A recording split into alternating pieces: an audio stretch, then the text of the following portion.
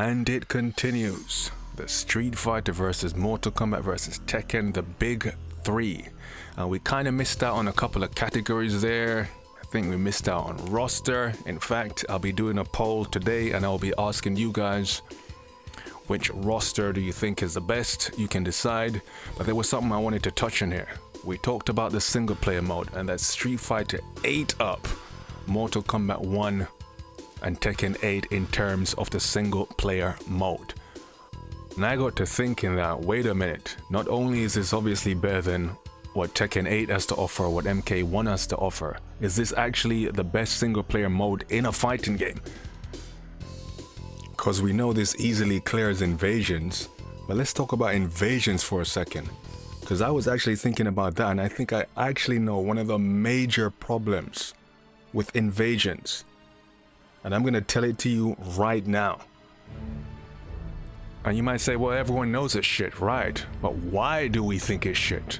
Why are we so disinterested in invasions? Why is it not, it's like it's got no charisma, it's not exciting.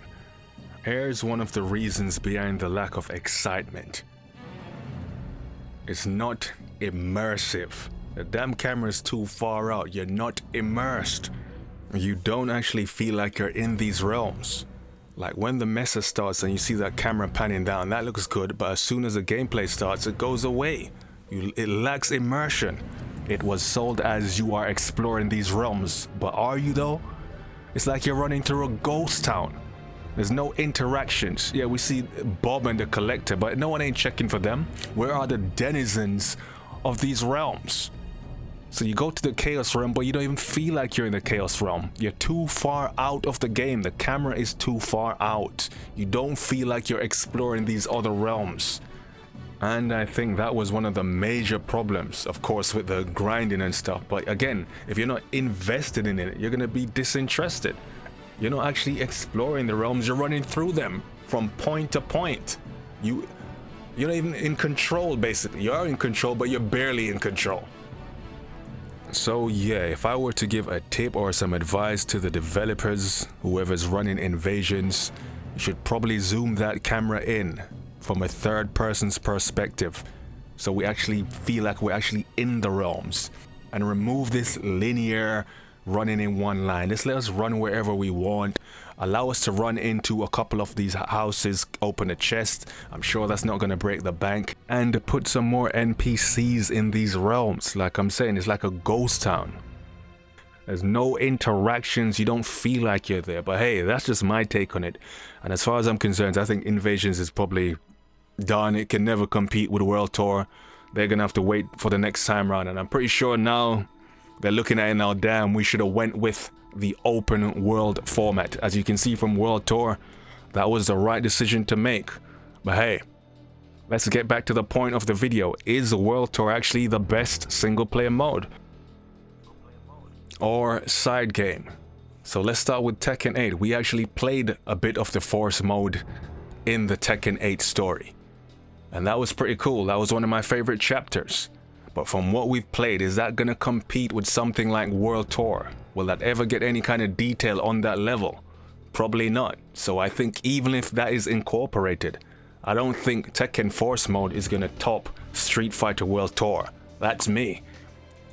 I still think Street Fighter would have it in the single department. So yeah. Let's talk about some other side games. Let's talk about Mortal Kombat 11. The Crypt. Looked amazing. You were exploring Shang Tsung's island, running around through the living forest, collecting items, solving puzzles. That was dope. But can that compare to Street Fighter World Tour? No, let's just be honest. It can't. Of course, you have stuff like Tekken Bowling, Tekken Ball. Again, those can't compete. Let's be honest. Tekken 6, you had the full campaign mode. That was dope. That was actually good. But which one do you prefer? I think Street Fighter World Tour may have that one too, bro. You had Tekken 5, The Devil Within. You had Mortal Kombat Armageddon. To be honest, it's not even fair to be comparing a PS5 game to games made literally 10, 20 years ago. So I hear that, but here's the thing. What are we gonna compare it to? If we look around now, what single player mode in a fighting game should we compare to World Tour? That's the point I'm trying to make. Right now, Street Fighter's got the game on lock in terms of the single player department. And again, if you think there's a single player fighting game mode that's better currently, enlighten me. I also remember Soul Calibur used to have good single player modes, but is it on par with World Tour? Probably not. So yeah, I think World Tour got that. And here's the thing about World Tour, it's not that the actual story is amazing, because the story with you, the custom character, and Botch, I'm gonna be 100 with you, that story ain't all that. And you couldn't possibly compare that to even Taven's story, you know, Armageddon, or even dare compare it to the Deception story. So yeah, story-wise, those two games have got this beat, but overall, you know, and then of course, again, you can't compare a friggin' PS2 game to a PS5 game. But currently, what game is standing up to Street Fighter World Tour in terms of a single player mode in a fighting game? And I think the good thing about Street Fighter World Tour is, well, the best thing about it to me was not the actual story within, it was the interactions with the masters.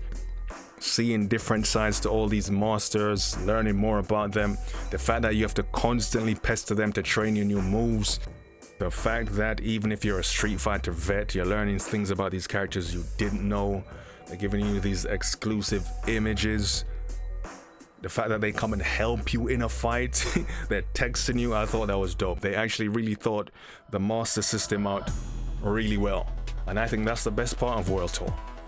But yeah, I currently think it's the best single player mode in a fighting game. Now just think about this. Just think if Mortal Kombat didn't go for invasions and went for their own World Tour. Because remember, this all started in Mortal Kombat Deception. That was the first game out of the big three that allowed you to explore your own world. They were the first ones to do an open world in a fighting game. So yeah, just imagine, instead of me now running around in Metro City, we were running around in Earthrealm. And when you go to the map, instead of going to different countries, you're choosing different realms. Edenia, the Netherrealm, Nitara's realm. You're telling me that wouldn't be sick? Just imagine I was running around as Sub-Zero instead of... Do you know how sick that would have been? I'm not gonna lie to you, Street Fighter beat Mortal Kombat to the punch, and they got it. They got Tekken and Mortal Kombat on that one.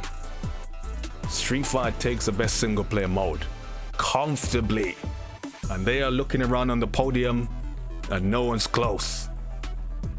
But hey, maybe that's just me. People, what do you think? And what are your top 3 single player modes ever in fighting games?